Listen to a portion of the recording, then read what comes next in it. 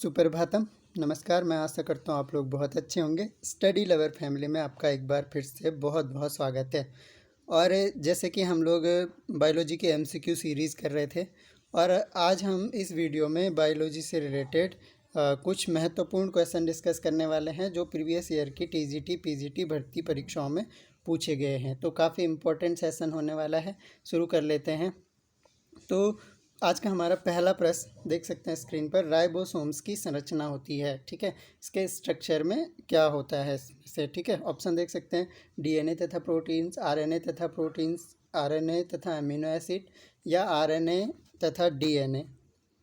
अब देख लीजिए, सही आंसर जो है इनमें से वो है आरएनए तथा प्रोटीन होता है किसमें, राइबोसोम्स का जो स्ट्रक्चर होता है। ठीक है, और इसमें जो दो तरह की सेल्स होती हैं, प्रोकैरियोटिक और यूकैरियोटिक। ठीक है, और दोनों में क्या होता है, जो आरएनए होता है, आरएनए भी इसमें आरएनए मेनली। ठीक है, आरएनए और प्रोटीन। ठीक, तो जो यूकैरियोटिक सेल्स होती हैं, यूकैरियोटिक सेल्स में क्या होता है, जो इनका रेशियो होता है आरएनए और प्रोटीन का, वो 40:60 होता है, जबकि प्रोकैरियोटिक सेल में इसका अपोजिट हो जाता है 60:40।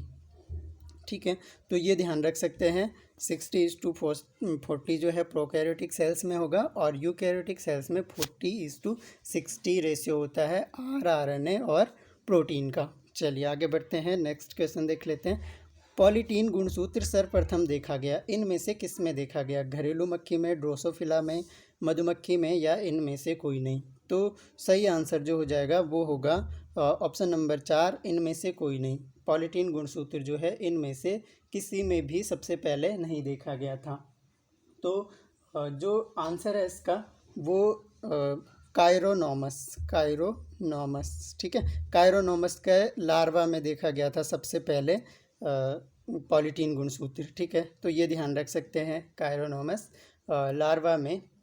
और बालबियानी वैज्ञानिक थे, बालबियानी। ठीक है, जिन्होंने सबसे पहले कायरोनोमस के लार्वा में देखा था, क्या देखा था, पॉलीटीन गुणसूत्र को। तो ये ध्यान रख सकते हैं। क्वेश्चन ऐसे भी बन सकता है कि पॉलीटीन गुणसूत्र सर्वप्रथम किसके द्वारा देखा गया, तो बालबियानी के द्वारा देखा गया। और किस में देखा गया, तो कायरोनोमस, कायरोनोमस CHIRONOMUS। ठीक है, तो कायरोनोमस में सबसे पहले बालबियानी ने पॉलीटीन गुणसूत्र देखा था।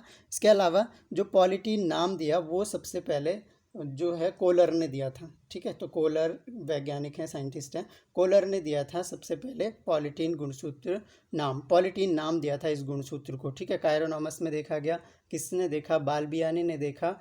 और कब देखा, तो 1881 में सबसे पहले पॉलीटीन गुणसूत्र को देखा गया था। तो ये यहाँ से बहुत सारे इंपॉर्टेंट क्वेश्चन आपके लिए बन सकते हैं। चलिए आगे बढ़ते हैं, नेक्स्ट। कौन सा हार्मोन विरसण के द्वारा स्रावित होता है। देखिए बहुत इंटरेस्टिंग क्वेश्चन है और बहुत इंपॉर्टेंट भी है। ठीक है, ऑप्शन देख सकते हैं, टेस्टोस्टेरोन, प्रोटेस्टेरोन, प्रोजेस्टेरोन, TSH या इंसुलिन। तो देख लेते हैं, जो सही आंसर होगा, विरसण के द्वारा जो स्रावित हार्मोन है वो टेस्टोस्टेरोन है। इसको मेल हार्मोन भी कहते हैं। और यह क्या होता है, विरसण के द्वारा स्रावित होता है, टेस्टोस्टेरोन। इसके अलावा जो प्रोजेस्टेरोन हार्मोन है, प्रोजेस्टेरोन जो हार्मोन है, यह इसको हम प्रेगनेंसी हार्मोन बोलते हैं। ठीक है, तो ये मेल में नहीं होगा, फीमेल में रिलीज़ होता है और प्रेगनेंसी हार्मोन इसको कहते हैं। और इसकी कमी से अगर इसका सिक्रेशन कमी हो महिला में, तो क्या होता है, बांझपन का जो रोग होता है वो प्रोजेस्टेरोन हार्मोन की कमी से होता है। तो ये बात ध्यान रख सकते हैं। इसके अलावा इंसुलिन तो पता ही है सभी को, इंसुलिन क्या होता है, ये पैंक्रियास से रिलीज़ होता है, बीटा सेल से। ठीक है, और यह क्या करता है, ये शुगर लेवल को कंट्रोल करता है। ठीक, ये ध्यान रख सकते हैं। इसके अलावा TSH, इसको बोलते हैं थायराइड स्टिमुलेटिंग हार्मोन। जो TSH होता है ये क्या करता है, जो हमारी बॉडी में थायरॉक्सिन हार्मोन रिलीज़ होता है, तो थायराइड ग्लैंड को स्टिमुलेट करता है थायरॉक्सिन रिलीज़ करने के लिए। तो थायराइड स्टिमुलेटिंग हार्मोन इसको कहते हैं। चलिए आगे बढ़ते हैं, नेक्स्ट। लैंगरहैंस की द्वीपिकाएँ होती हैं, आइलेट्स ऑफ लैंगरहैंस। ये सुना होगा, बहुत इंटरेस्टिंग है, बहुत इंपॉर्टेंट है। आइलेट्स ऑफ लैंगरहैंस कहाँ होती हैं, रूपांतरित लसिका ग्रंथियों में, पीयूष ग्रंथि के विशिष्टीकृत क्षेत्र में, वृक्कों में छोटी नलिकाएं या अग्न्याशय में अप्राणाल ग्रंथियां। तो मैं ऑलरेडी बता चुका हूँ कि पैंक्रियाज में क्या होता है, इंसुलिन हार्मोन और लैंगरहैंस की द्वीपिकाएं यही होती है, पैंक्रियाज में होती हैं। तो सही आंसर हो जाएगा अग्न्याशय में अप्राणाल ग्रंथियां। यहाँ पर होता है लैंगरहैंस की आइलेट्स। ये ध्यान रख सकते हैं। क्या होता है, जो हमारा पैंक्रियाज होता है वो मिक्स्ड ग्लैंड है, ठीक। अग्न्याशय जो होता है वह मिश्रित ग्रंथि का उदाहरण है, ये ध्यान रख सकते हैं, मिश्रित ग्रंथि का उदाहरण है। और इसमें जो लैंगरहैंस, आइलेट्स ऑफ लैंगरहैंस होती हैं वो एंडोक्राइन का एग्जाम्पल है। 2-3 पार्ट जो इसका होता है, 2-3% पार्ट, 2-3% पार्ट जो होता है आइलेट्स ऑफ लैंगरहैंस, ये एंडोक्राइन पार्ट होता है किसका, पैंक्रियाज का। तो ये ध्यान रख सकते हैं, पैंक्रियाटिक आइलेट्स भी इनको कहते हैं। चलिए आगे देख लेते हैं नेक्स्ट। निम्न में कौन मादा लिंग हार्मोन है, एंड्रोजेंस, प्रोजेस्टेरॉन, एस्ट्रेडियोल या इनमें से सभी। सही आंसर हो जाएगा ऑप्शन नंबर 3, एस्ट्रेडियोल। एस्ट्रेडियोल को ही एस्ट्रोजन भी कहते हैं, एस्ट्रोजन, या क्या कह सकते हैं, ये फीमेल हार्मोन है, फीमेल प्रिंसिपल हार्मोन इसको कहते हैं, एस्ट्रोजन को। और यह जो है एस्ट्रेडियोल इसी का नाम है, तो ये ध्यान रख सकते हैं। इसके अलावा एंड्रोजेंस जो होता है, एंड्रोजेंस तो मेल हार्मोन होता है। इसके अलावा प्रोजेस्टेरॉन के बारे में हम अभी डिस्कस कर चुके हैं। तो सही आंसर हो जाएगा एस्ट्रेडियोल, और एस्ट्रोजन भी यहाँ पर लिखा हो तो कंफ्यूज नहीं होना है। चलिए आगे बढ़ते हैं। नेक्स्ट है, क्रिस्टी सहायक होते हैं। क्रिस्टी बहुत महत्वपूर्ण प्रश्न है, प्रकाश संश्लेषण में, श्वसन में, प्रकाश ऑक्सीकरण में या वाष्पोत्सर्जन में। तो क्रिस्टी एक तरह की संरचनाएं होती हैं, ये आपकी माइटोकॉन्ड्रिया की आंतरिक संरचना, माइटोकॉन्ड्रिया की आंतरिक कला जो है, इसका उभरा हुआ भाग जो होता है माइटोकॉन्ड्रिया के अंदर, इसको हम कहते हैं क्रिस्टी। और ये क्या करता है, माइटोकॉन्ड्रिया में श्वसन का कार्य होता है। तो 6वें क्वेश्चन का जो हमारा आंसर हो जाएगा वो हो जाएगा option number 2, cristae help in cellular respiration. Respiration में हेल्प करता है, किस तरह के, सेलुलर, कोशिकीय श्वसन में। नेक्स्ट देख लेते हैं, यकृत कृमि के जीवन चक्र की वह अवस्था जो प्राथमिक पोषक को संक्रमित करती है, इनमें से क्या है, रेडिया है, सर्केरिया है, मिरासीडियम है या रैबिडिटी-फॉर्म लार्वा।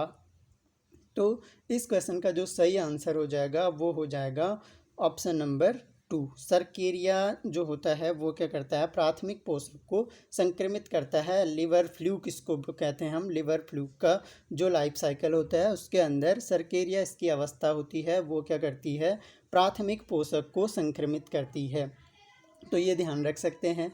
इसका जो जीवन चक्र होता है, मिरासीडियम भी इसी का पार्ट है। इसके अलावा स्पोरोसिस्ट एक होता है, स्पोरोसिस्ट, और रेडिया, सर्केरिया, ये ध्यान रख सकते हैं, ये भी इसी के पार्ट होते हैं। और जो मेटासर्केरिया इन्फेक्ट होता है, मेटासर्केरिया जो इसका इन्फेक्ट होता है वो प्राइमरी होस्ट में होता है, प्राथमिक पोषक जो कि सीप के अंदर, ठीक है। तो प्राइमरी पोषक इसका क्या होगा, प्राइमरी होस्ट जो होगा वो सीप होता है। और मिरासीडियम इन्फेक्ट जो होता है वो सेकेंडरी होस्ट इसका स्नेल होता है। तो ये ध्यान रख सकते हैं। तो सही आंसर हो जाएगा हमारा ऑप्शन नंबर 2, सर्केरिया अवस्था जो है वो क्या करती है, प्राथमिक पोषक को संक्रमित करती है। चलिए आगे बढ़ते हैं। निम्न में से द्विलिंगी जंतु है, इनमें से बताना है कि कौन सा द्विलिंगी जंतु है। ऑप्शन देख सकते हैं, जोंक है, एस्कैरिस है, मधुमक्खी है या घरेलू मक्खी है। तो इसका जो सही आंसर हो जाएगा, बाइलिंगुअल जो एनिमल्स होते हैं वो लीच होता है, ठीक। इसके अलावा लीच के अलावा अर्थवर्म भी बाइलिंगुअल है। इसके अलावा टीनिया सोलियम जो होता है ये भी बाइलिंगुअल होता है। तो ये ध्यान रख सकते हैं। अब इनमें से देख लीजिए, जो सही आंसर हो जाएगा वो हो जाएगा ऑप्शन नंबर 1, लीच या जोंक जो है वो क्या है, इनमें से द्विलिंगी जंतु का एग्जाम्पल है। नेक्स्ट देख सकते हैं, केंचुए में वृषण किस खंड में स्थित होते हैं। बहुत इंपॉर्टेंट क्वेश्चन है और ये क्वेश्चन बार बार पूछ लिया गया प्रीवियस ईयर की भर्ती परीक्षाओं में। केंचुए में वृषण जो है किस खंड में स्थित होते हैं। खंड इसका 11 और 12, 12 और 13, 14 और 15 या 10 और 11। तो सही आंसर हो जाएगा इसका ऑप्शन नंबर 4। 10वें और 11वें खंड में क्या होता है, केंचुए में वृषण स्थित होता है। ठीक है, टेस्टिस 2 पेयर्स होते हैं इसमें, 2 पेयर्स ऑफ टेस्टिस होते हैं और 1 ईच, एक जो है 10th पार्ट में होगा और एक 11th पार्ट में होगा। तो ये ध्यान रख सकते हैं। फ्लूइड फिल्ड जो टेस्टिस सेक्स होता है वो 10वें और 11वें भाग में होता है। नेक्स्ट देख सकते हैं, तिलचट्टे में कायांतरण का नियंत्रण मुख्य रूप से होता है। तिलचट्टे में जो है कायांतरण का जो नियंत्रण होता है वो कहाँ होता है, कार्पोरा कार्डियका, अग्रवक्षीय ग्रंथि, कार्पोरा एलेटा या मस्तिष्क में। तो सही आंसर हो जाएगा। अच्छा, ये जो होता है इसको बोलते हैं मेटामॉर्फोसिस। मेटामॉर्फोसिस कायांतरण को क्या बोलते हैं, मेटामॉर्फोसिस कहते हैं। और यह किस भाग में होता है, तो यह कार्पोरा एलेटा में होता है। तिलचट्टा का जो कार्पोरा एलेटा जो पार्ट होता है उसमें क्या होता है, नियंत्रण होता है, कायांतरण का नियंत्रण होता है, या कह सकते हैं metamorphosis in cockroach regulated by corpora allata के द्वारा रेगुलेट किया जाता है। और जो हमारा मेटामॉर्फोसिस होता है ये क्या होता है, फिनोमिनन होता है पासिंग थ्रू डिफरेंट, ये यहाँ पर क्या होता है, जेवुलिन हार्मोन ये रिलीज़ होता है, जेवुलिन हार्मोन रिलीज़ होता है। और ये खासकर जो एडल्ट स्टेज होती है तिलचट्टा के उस टाइम पे, और जेबुलियन हार्मोन जो कंट्रोल होता है वो कहाँ पे, कार्पोरा एलेटा में। चलिए सही आंसर हो गया ऑप्शन नंबर 3। नेक्स्ट है, निम्न में से कौन से राष्ट्रीय उद्यानों में बब्बर शेर संरक्षण किया जा रहा है। देखिए, बब्बर शेर की बात कर रहे हैं, लायन की बात कर रहे हैं, इनमें से कौन सा ऐसा नेशनल पार्क है जिसमें बब्बर शेर का संरक्षण किया जा रहा है। दुधवा है, काजीरंगा है, कॉर्बेट है या गिर है। थोड़ा सा देख लेते हैं। दुधवा जो है, दुधवा राष्ट्रीय उद्यान, काजीरंगा आपको पता ही है असम में है, कॉर्बेट हमारे उत्तराखंड में है, गिर जो है गुजरात में है। अब देख लेते हैं कि इनमें से किस में लॉयन का संरक्षण किया जा रहा है, बब्बर शेर का संरक्षण किया जा रहा है। तो लॉयन जो है वो गिर जो है, गिर गुजरात का नेशनल पार्क है, यहाँ पर क्या किया जाता है, लॉयन का संरक्षण किया जाता है। और फेमस किस लिए हैं, जैसे दुधवा एक टाइगर रिजर्व है, ये ध्यान रख सकते हैं, दुधवा टाइगर रिजर्व है। इसके अलावा कॉर्बेट भी टाइगर रिजर्व है, ये भी हमें पता है। और काजीरंगा तो पता है, इसमें क्या होता है, 1 हॉर्न राइनोस, ठीक है, या एक सींग वाला गैंडा जो होता है उसका संरक्षण काजीरंगा राष्ट्रीय उद्यान में किया जाता है। चलिए नेक्स्ट देख लेते हैं, फॉलिकल स्टिमुलेटिंग हार्मोन FSH। ठीक है, FSH कहीं पे लिखा हुआ मिले तो ये क्या है, फॉलिकल स्टिमुलेटिंग हार्मोन है। यह उत्पन्न होता है कहाँ से, हाइपोथैलेमस से, अग्र पीयूष ग्रंथि से, पश्च पीयूष ग्रंथि से या पीयूष ग्रंथि की मध्य पाली से। अब देख लेते हैं, जो सही आंसर होगा वो होगा ऑप्शन नंबर 2, अग्र पीयूष ग्रंथि से। ठीक, तो पीयूष ग्रंथि जो होती है हमारी, पिट्यूटरी ग्लैंड जो होती है, उसके 2 भाग होते हैं। एक को हम बोलते हैं एंटीरियर पिट्यूटरी, ठीक है, एंटीरियर पिट्यूटरी और पोस्टीरियर पिट्यूटरी। तो 2 पार्ट इसके होते हैं, एंटीरियर और पोस्टीरियर। अब इसमें क्या होता है, जो वैसोप्रेसिन होता है, एक हार्मोन वैसोप्रेसिन होता है, वो पश्च पीयूष ग्रंथि से रिलीज होता है और अग्र पीयूष ग्रंथि से फॉलिकल स्टिमुलेटिंग हार्मोन रिलीज होता है। तो ये ध्यान रख सकते हैं, FSH। चलिए आगे बढ़ते हैं, नेक्स्ट क्वेश्चन देखिए। नेक्स्ट है, पायरुविक अम्ल साइट्रिक अम्ल चक्र में ऑक्जेलो एसिटिक अम्ल के संयोग से पहले परिवर्तित हो जाता है। जो हमारा पायरुविक एसिड होता है वो जो हमारा साइट्रिक अम्ल चक्र, साइट्रिक एसिड साइकिल इसको हम बोलते हैं, एसिटिक अम्ल से संयोग से पहले किस में परिवर्तित हो जाता है, लैक्टिक एसिड में, एसिटोएसिटिक एसिड में, सिस एकोटोनिक अम्ल में या एसिटिक को एंजाइम ए में। तो सही आंसर जो होगा वो हमारा हो जाएगा एसिटिल को एंजाइम ए में। जो पायरुविक एसिड होता है वो कंबाइन होने से पहले किस में, ऑक्जेलो एसिटिक अम्ल से संयोग से पहले क्या होता है, एसिटिल को एंजाइम ए में परिवर्तित हो जाता है। चलिए आगे बढ़ते हैं, नेक्स्ट हाइड्रा में प्रजनन होता है, पुनर्जनन होता है, रीजनरेशन की बात कर रहे हैं। तो हाइड्रा में जो रीजनरेशन होता है वो अभिरूपांतरण में होता है, संरचना विकास में होता है, मोर्फोलैक्सिस में होता है, या अभिरूपांतरण तथा संरचना विकास दोनों में होता है। तो इस क्वेश्चन का जो सही आंसर हो जाएगा वो हो जाएगा ऑप्शन नंबर 3, मॉर्फोलैक्सिस में होता है हाइड्रा में पुनर्जनन। तो ये ध्यान रख सकते हैं। मॉर्फोलैक्सिस ये क्या होता है, रिकंस्टिट्यूशंस, मतलब दोबारा पुनर्जनन ही को ही मॉर्फोलैक्सिस कहते हैं हाइड्रा में। और इससे क्या होता है, देखो जैसे ये हाइड्रा है, ठीक है, कोई हाइड्रा है, हाइड्रा में क्या होता है, मान लीजिए इसका कोई भी पार्ट कट गया है, ठीक, ये हाइड्रा है, मान लो ये हाइड्रा का कोई भी पार्ट अगर कट गया है यहाँ से, तो ये क्या होता है, जो कटी हुई सेल है, जो कटा हुआ पार्ट है इसका, यह भी एक दूसरे जीव की तरह व्यवहार करने लगता है। इसी को कहते हैं रीजनरेशन। तो हाइड्रा का अगर 2-3 पार्ट भी कर देंगे तो वो प्रत्येक एक नई कोशिका जन्म दे देगी या एक नया जीव उत्पन्न हो जाएगा। इसको हम बोलते हैं मॉर्फोलैक्सिस। इसी को कहते हैं रीजनरेशन इन हाइड्रा। तो ये ध्यान रख सकते हैं। नेक्स्ट, प्रथम स्तनी प्रकट हुए, देख सकते हैं इनमें से किस काल में प्रथम स्तनी प्रकट हुए थे, पर्मियन काल में, ट्राइसिक काल में, जुरासिक काल में, या क्रिस्टेशियस काल में। सही आंसर हो जाएगा ऑप्शन नंबर 2, ट्राइसिक काल में क्या हुआ था, पहले स्तनी प्रकट हुए थे। ये ध्यान रख सकते हैं। ट्राइसिक काल में क्या हुआ था, ये लगभग 2082-245 मिलियन ईयर एगो की बात कर रहे हैं। जो ट्राइसिक काल हमारा था वो 208 से 245 मिलियन ईयर एगो। और फर्स्ट जो डायनासोर थे, डायनासोर स्तनधारी थे, ठीक है, तो डायनासोर और जो फर्स्ट मैमल्स जो प्रेजेंट हुए थे या पहले मैमल्स या स्तनी प्रकट हुए थे वो डायनासोर थे। और 208 से 245 मिलियन ईयर्स पहले की बात ये हो रही है, ठीक है। तो ट्राइसिक काल हो जाएगा सही आंसर। नेक्स्ट है, मेंढक में द्वितीय कपालीय तंत्रिका है, मेंढक में द्वितीय कपालिका तंत्रिका है, इनमें से क्या है, ट्राक्लियर तंत्रिका, ऑप्टिक तंत्रिका, श्रवण तंत्रिका, या बैगस तंत्रिका।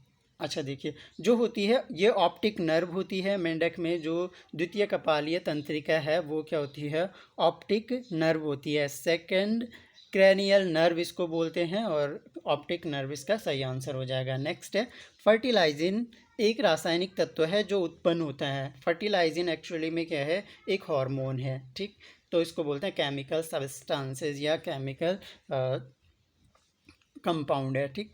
किस में उत्पन्न होता है, क्रोमोसोम्स में होता है, ध्रुवीय काय से होता है, परिपक्व अंडे से होता है, या शुक्राणु के मध्य भाग से होता है। सही आंसर हो जाएगा ऑप्शन नंबर 3, जो मैच्योर एग होता है उससे फर्टिलाइजिन उत्पन्न होता है। ये ध्यान रख सकते हैं, मैच्योर एग जो होता है, ठीक, ये क्या करता है, जो यहाँ पर फर्टिलाइजिन होता है वो क्या करता है, पहली बात तो मैच्योर एग से उत्पन्न होता है, और इसका काम क्या करता है, ये बाइंड करता है, किसको बाइंड करता है, जो मेल का स्पर्म होता है, स्पर्म को बाइंड करता है in the surface of egg, egg के अंडे के सरफेस में स्पर्म को बाइंड करता है, ठीक है, जिससे हमारा रिप्रोडक्शन कंप्लीट होता है। देन एम्ब्रियो फॉर्मेशन स्टार्ट हो जाता है। तो स्पर्म को जो है परिपक्व अंडे के सरफेस पे बाइंड करता है, बांधता है एक तरह से। तो ये ध्यान रख सकते हैं। सही आंसर हो जाएगा ऑप्शन नंबर 3, परिपक्व अंडे से क्या होता है, फर्टिलाइजिन जो हमारा हार्मोन होता है वो रिलीज होता है। काम इसका क्या है, ये स्पर्म को बाइंड करता है मैच्योर एग के सरफेस से। नेक्स्ट है, प्रजातियों की उत्पत्ति, ऑरिजिन ऑफ स्पीसीज नामक पुस्तक प्रकाशित हुई। देखिए बहुत इंटरेस्टिंग क्वेश्चन है और बहुत इम्पोर्टेंट भी। तो ऑप्शन देख सकते हैं 1809, 1858, 1856 या 1859। सही आंसर है इसका ऑप्शन नंबर 4, 1859 में ऑरिजिन ऑफ स्पीसीज बुक जो है वह प्रकाशित हुई थी। तो ये ध्यान रख सकते हैं, किसने पब्लिश की थी, तो डार्विन, डार्विन की बहुत फेमस पुस्तक है ऑरिजिन ऑफ स्पीसीज। और ये जो रिलेटेड है वो नेचुरल सिलेक्शन, डार्विन का नेचुरल सिलेक्शन का रूल आपने सुना होगा। तो नेचुरल सिलेक्शन जो उन्होंने किया था था उसका वर्णन इन्होंने अपनी ओरिजिन ऑफ स्पीसीज पुस्तक में किया था। Writer is Darwin. Next question देख लेते हैं। नव डार्विनवाद के अनुसार जीवन के विकास के लिए उत्तरदायी हैं। न्यू डार्विनिज्म इसको हम कहते हैं, और इसके अनुसार उत्परिवर्तन, प्राकृतिक चयन, इनमें से दोनों या इनमें से कोई नहीं। सही आंसर हो जाएगा जो न्यू डार्विनवाद है, नव डार्विनवाद है, उसके अनुसार क्या है, उसके अनुसार म्यूटेशन भी मतलब उत्परिवर्तन भी और नेचुरल सिलेक्शन भी दोनों ही जीवन के विकास के लिए उत्तरदायी हैं अकॉर्डिंग टू न्यू डार्विनिज्म। तो राइट आंसर हो जाएगा ऑप्शन नंबर 3, इनमें से दोनों। तो दोनों के दोनों क्या हैं, उत्परिवर्तन और प्राकृतिक चयन दोनों ही जीवन के विकास के लिए उत्तरदायी हैं। किसके अनुसार? नव डार्विनवाद के अनुसार। चलिए आगे बढ़ते हैं। नेक्स्ट हमारा क्वेश्चन है, निम्न में से कौन सी भ्रूणीय झिल्ली भ्रूणीय मूत्राशय का कार्य करती है? ऑप्शन देख सकते हैं, अपरा कोशिका, पीतक कोश, उल्ब या जरायु। तो यहाँ पर सही आंसर हो जाएगा ऑप्शन नंबर 1, जो अपरा कोशिका होती है वो क्या करती है, भ्रूणीय झिल्ली, जो अपरा कोशिका की भ्रूणीय झिल्ली है वो मूत्राशय का कार्य करती है, ये ध्यान रख सकते हैं। और ये जो बनी होती है इसमें आपका एंडोडर्म भी और मीजोडर्म भी, एंडोडर्म प्लस मीजोडर्म, तो दोनों से मिलकर बनी होती है अपरा कोशिका, और यह क्या करती है, भ्रूणीय मूत्राशय का कार्य करती है, ये ध्यान रख सकते हैं। चलिए, तो यूरिनरी ब्लैडर इसी में स्थित होता है। नेक्स्ट देख लेते हैं। कार्टिन युक्त बाह्य कंकाल पाया जाता है, इनमें से कौन सा वर्ग है जिसका बाह्य कंकाल जो है काइटिन से बना होता है? यह हमने देख लेते हैं। पक्षी वर्ग में, मत्स्य वर्ग में, कीट वर्ग में या स्तनधारी वर्ग में? तो सही आंसर हो जाएगा हमारा जो काइटिनस होती है वो इंसेक्ट्स में होती है। इंसेक्ट्स जो भी होंगे उनका जो बाह्य कंकाल होता है वो काइटिन से मिलकर बना होता है, काइटिन से मिलकर बना होता है। किसका? इंसेक्ट्स का, मतलब आंसर हो जाएगा कीट वर्ग का जो बाह्य कंकाल होता है वो काइटिन युक्त होता है। नेक्स्ट है, निम्न में से कौन सा जंतु परजीवी नहीं है? इनमें से बताना है कि कौन सा जंतु जो है परजीवी नहीं है, पैरासिटिक नहीं है। मच्छर, फीताकृमि, समुद्री एनीमोन या जोंक। तो इनमें से क्या है, मच्छर परजीवी है, ठीक है, फीताकृमि जो है वह भी परजीवी है, तो ध्यान रख सकते हैं। सही आंसर इसका जो है वो है सी एनीमोन। सी एनीमोन जो है वो पैरासिटिक नहीं है। तो मॉस्किटो हो गया मच्छर, फीताकृमि को हम बोलते हैं टेपवर्म, तो टेपवर्म भी क्या है, पैरासिटिक है। लीच तो पता ही है, जोंक, जोंक भी क्या है, पैरासिटिक है। सही आंसर हो जाएगा हमारा सी एनीमोन जो होता है वह पैरासिटिक नहीं है, नॉन पैरासिटिक एनिमल है। नेक्स्ट है, पैरामीशियम में संयुग्मन, सेकेंड, पैरामीशियम में संयुग्मन में किसका आदान प्रदान होता है? लघु केंद्रिका का, गुरु केंद्रिका का, इन दोनों का या इनमें से कोई नहीं? तो सही आंसर जो हो जाएगा वो हो जाएगा हमारा लघु केंद्रिका में क्या होता है, संयुग्मन। पैरामीशियम में जो संयुग्मन होता है उसमें लघु केंद्रिका का आदान प्रदान होता है। संयुग्मन इसको कहते हैं कॉन्जुगेशन, कॉन्जुगेशन। संयुग्मन को क्या कहते हैं? कॉन्जुगेशन कहते हैं, और यह पैरामीशियम में होता है। ये एक तरह से सेक्सुअल फिनोमिनन होता है, सेक्सुअल फिनोमिनन होता है पैरामीशियम का, और इसको कॉन्जुगेशन कहते हैं। और यह फ्रीक्वेंटली मतलब रेफर्ड किया जाता है इसको सेक्सुअल रिप्रोडक्शन के लिए। तो सेक्सुअल रिप्रोडक्शन जो है कॉन्जुगेशन के थ्रू होता है, किसमें? पैरामीशियम में। सही आंसर इसका हो जाएगा हमारा लघु केंद्रिका। चलिए आगे बढ़ते हैं। नेक्स्ट है, पक्षियों और सरीसृप वर्ग के जंतुओं में मुख्य उत्सर्जी पदार्थ है, यूरिया है, अमोनिया है, यूरिक अम्ल है या ग्वानाइन है? तो सही आंसर जो हो जाएगा, चलिए थोड़ा सा समझ लेते हैं। जो उत्सर्जी पदार्थ होते हैं इनके आधार पर जो एनिमल्स होते हैं वो 3 टाइप्स के होते हैं। इनमें सबसे पहला होता है अमोनोटेलिक। क्या होता है? अमोनोटेलिक। अमोनोटेलिक क्या होते हैं? जो अमोनिया जो हमारे नाइट्रोजनी युक्त पदार्थ होते हैं या नाइट्रोजनी युक्त अपशिष्ट होते हैं उसे अमोनिया के फॉर्म में उत्सर्जित करते हैं, एक्सक्रीट करते हैं, बॉडी से रिलीज़ करते हैं एक तरह से, ठीक। तो अमोनिया के फॉर्म में जो रिलीज़ करते हैं उन एनिमल्स को हम अमोनोटेलिक कहते हैं। और इसमें सारे के सारे जो समुद्री या फिर जो जलीय जीव होते हैं, सभी के सभी लगभग जलीय जीव जो हैं वो अमोनोटेलिक होते हैं, अमोनिया के रूप में नाइट्रोजनी अपशिष्टों का उत्सर्जन करते हैं।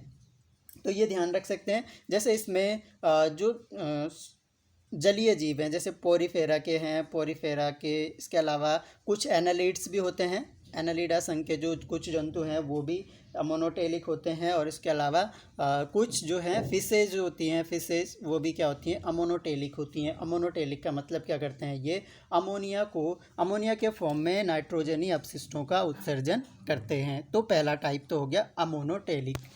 नेक्स्ट है यूरियोटेलिक। जो सेकेंड वन होता है वो क्या होता है, यूरियोटेलिक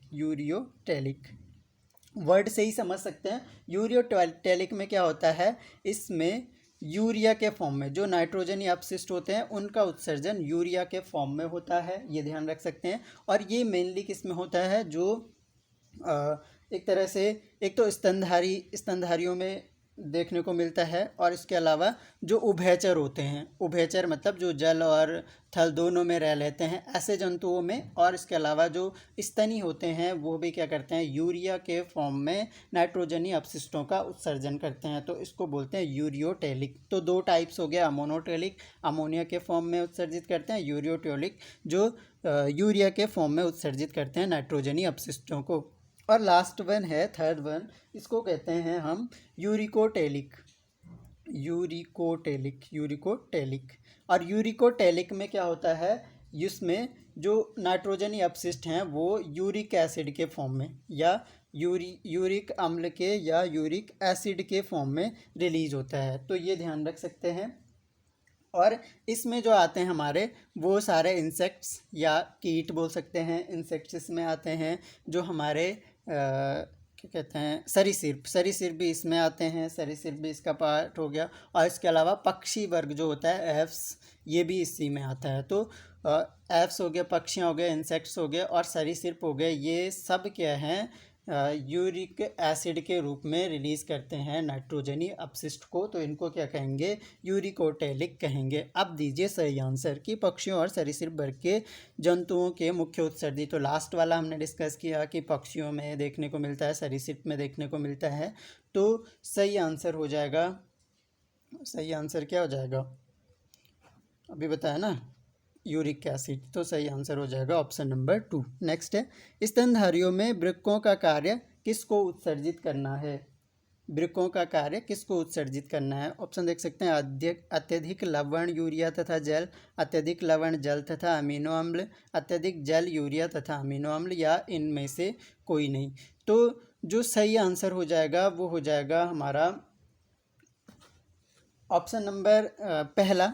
ये क्या करता है, जो एक्सेस होता है साल्ट का, यूरिया का तथा जल का, तो वृक्कों का कार्य क्या है, इसको उत्सर्जित करना है, बॉडी से बाहर फेंकना। जो हमारा अतिरिक्त एक्स्ट्रा सॉल्ट अगर बॉडी में है या एक्स्ट्रा यूरिया है, ठीक है, इसके अलावा एक्स्ट्रा वाटर है, तो इसको एक्सक्रेट करता है। हमारे जो ब्रिक्स होते हैं उन्हीं का काम, ब्रिक्स का ही काम होता है, ब्रिक का काम क्या होता है, एक्सक्रेशन का होता है हमारी बॉडी में, ठीक है। ब्रिक को अगर हिंदी में दिक्कत है तो किडनी भी कहते हैं। तो किडनी का काम क्या होता है, उत्सर्जन करना होता है। और क्या उत्सर्जित करते हैं, तो एक्स्ट्रा सॉल्ट को उत्सर्जित करते हैं, यूरिया को और जल को। तो सही आंसर हो जाएगा ऑप्शन नंबर 1। तो गाइज आज हमने डिस्कस किए 25 MCQs बायोलॉजी से रिलेटेड, और हमने कंप्लीट एनालिसिस भी इनका देखा, क्या कुछ महत्वपूर्ण प्रश्न बन सकते हैं इन टॉपिक से, तो वो भी हमने देखे। तो आई होप आप लोगों को लेक्चर पसंद आया होगा, पसंद आता है तो लाइक करें, पसंद नहीं आता है तो डिसलाइक करें, और ये बताएं कि क्या हम और सुधार कर सकते हैं। कमेंट बॉक्स खुला है, आप अपने सुझाव मुझे दे सकते हो, आपके सुझावों पर ज़रूर ध्यान दिया जाएगा। नेक्स्ट वीडियो में आपको इम्प्रूवमेंट ज़रूर देखने को मिलेगा। तो इसके अलावा आप अपना ध्यान रखिए, ड्यूरिंग पेंडेमिक के चलते बहुत क्रिटिकल कंडीशन है देश में, तो आप लोग अपना ज़रूर ध्यान रखें। Thanks a lot for listening. मिलेंगे नेक्स्ट लेक्चर में, तब तक के लिए जय हिंद।